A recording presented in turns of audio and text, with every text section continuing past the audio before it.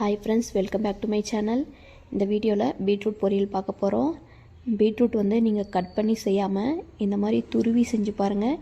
Taste ரொம்பவுமே சூப்பராக இருக்கும். அதுலேயும் பச்சை மிளகா தேங்காயெல்லாம் போட்டு செஞ்சால் செம்மையாக இருக்கும்.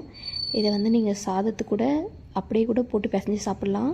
ஏதாச்சும் சாம்பார் குழம்பு எதுவுமே தேவையில்லை, இதுவே சூப்பராக இருக்கும். நம்மளுக்கு வந்துலாம் சின்ன வயசில் அம்மா செஞ்சு கொடுப்பாங்க. இல்லை ஸ்கூலுக்கு வந்து லஞ்ச் கொண்டு போய் நல்லா சாப்பிடுவோம். இப்போ நம்மளே செஞ்சு அதை சாப்பிடும்போது அது ஒரு தனி ஃபீலாக இருக்கும். நல்லா டேஸ்ட்டாக இருந்துச்சுன்னா சரி நம்மளாம் செஞ்சோம் அப்படின்னு இருக்கும்.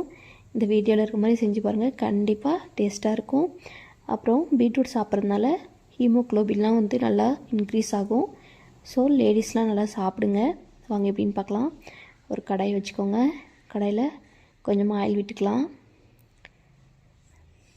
ஆயில் விட்டு நல்லா சூடானதும் 1/4 ஸ்பூன் கடுகு, 1/4 ஸ்பூன் உளுத்தம்பருப்பு போட்டுக்கலாம். போட்டு நல்லா பொரிய விட்டுருங்க. பாருங்கள் நல்லா பொரியுது. அப்புறம் இதில் ஃப்ளேவருக்காக ஒரு 10 சீரகம் போட்டுக்கோங்க. கொஞ்சமாக போட்டுக்கோங்க, அதிகமாக வேண்டாம். போட்டு அப்புறம் கருவேப்பிலை போட்டுக்கோங்க. நல்லா பொரியட்டும். நம்ம இன்றைக்கி பச்சை மிளகா தான் சேர்த்துக்க போகிறோம். ஒரு சிலர் வந்து பச்சை மிளகா சாப்பிட்டா வயிறு எரியுதுன்னு சொல்லுவாங்க. நீங்கள் வந்து காஞ்ச மிளகா போட்டுக்கலாம். நான் இன்றைக்கி வந்து பச்சை மிளகா சேர்த்துருக்கேன். 3 பச்சை மிளகாய் எடுத்து நீள்வாக்கில் கீறி அதை 2ஆக கட் பண்ணி போட்டிருக்கேன். ஃபஸ்ட்டு எல்லாருமே வெங்காயம் தான் போடுவோம். இப்போ வந்து நம்ம பச்சை மிளகா போடுறோம், ஏன்னா அப்போ தான் அந்த காரம் வந்து இறங்கும்னு சொல்லி. இதே வெங்காயம் ஃபஸ்ட்டு போட்டோன்னா அவ்வளோ சீக்கிரம் அது காரம் உரைக்காது. அதனால் ஃபஸ்ட்டு போட்டுக்கிறோம். பட் சம்டைம் வந்து மிளகாய் வந்து வெடிக்கிறதுக்கு சான்ஸ் இருக்குது, பார்த்துக்கோங்க. அப்புறம் ஒரு பெரிய வெங்காயத்தை குட்டி குட்டியாக கட் பண்ணி அதையும் சேர்த்துருக்கேன். நல்லா கலந்து விட்டுருங்க. பொரியலுக்கெல்லாம் எப்போவுமே பெரிய வெங்காயம் தான் போடுவோம். அதை நீள்வாக்கில் தான் அறுந்து சேர்த்துப்போம். பட் இப்போ வந்து நம்ம குட்டி குட்டியாக அறுத்து சேர்த்துக்கிறோம். வெங்காயம் சீக்கிரமாக வதங்கி வரதுக்காக கொஞ்சமாக உப்பு சேர்த்துக்கலாம். உப்பு சேர்த்துட்டு நல்லா கலந்து விட்டுருங்க. பாருங்கள் அப்படியே லைட்டாக கலர் மாறி இருக்குது. நான் வந்து இன்றைக்கி ஒரு 1/4 கிலோ அளவுக்கு இருக்க பீட்ரூட் துருவி எடுத்திருக்கேன்.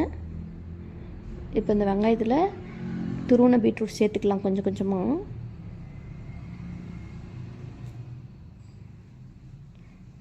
எல்லாமே சேர்த்து நல்லா கலந்து விட்டுருங்க.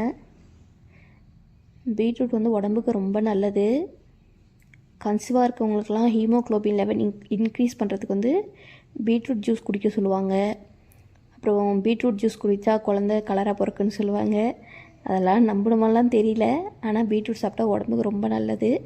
இப்போது பீட்ரூட் துருவினதை போட்டு நல்லா கலந்து விட்டுருங்க, வேகட்டும். நம்ம இதில் தேங்காய் சேர்த்துக்க போகிறோம் லாஸ்ட்டில். இப்போ பாருங்கள் ஓரளவுக்கு கலர் மாறி வந்திருக்கு. இது வணங்கிட்டு இருக்கும்போதே நான் தேங்காய் வந்து மிக்சியில் அரைச்சி எடுத்துக்கிறேன். துருவியும் சேர்த்துக்கலாம், அப்படி இல்லைனா மிக்சியில் வந்து ரொம்ப அரைச்சிட வேண்டாம், ஓரளவுக்கு அரைச்சிக்கோங்க. இப்போ பாருங்கள் நான் லைட்டாக தண்ணி ஊற்றிக்கிறேன். தண்ணி ஊற்றி கலந்து விட்டுலாம். இதுக்கப்புறம் வீடியோ வந்து நான் எடுக்க மிஸ் பண்ணிட்டேன். நீங்கள் அந்த தண்ணி ஊற்றி நல்லா ட்ரை ஆன பின்னாடி வாயில் போட்டு பாருங்கள். வெந்துட்டுச்சு அப்படின்னா தேங்காய் கொஞ்சமாக போட்டு நல்லா கலந்து விட்டுக்கோங்க. கலந்து விட்டு இறக்கிடுங்க. அவ்வளோதான், சூப்பரான பீட்ரூட் பொரியல் ரெடி ஆகிடுச்சு. நான் இன்றைக்கி வந்து இதை பருப்பு குழம்பு கூட தான் செஞ்சேன். பருப்பு குழம்பு ரெசிபி வேணால் நம்ம சேனலில் இருக்க செக் பண்ணி பாருங்கள். அப்புறம் பிடிச்சிருந்தால் லைக் பண்ணி ஷேர் பண்ணுங்கள். நம்ம சேனலை மறக்காமல் சப்ஸ்கிரைப் பண்ணி வச்சுக்கோங்க. தேங்க்யூ.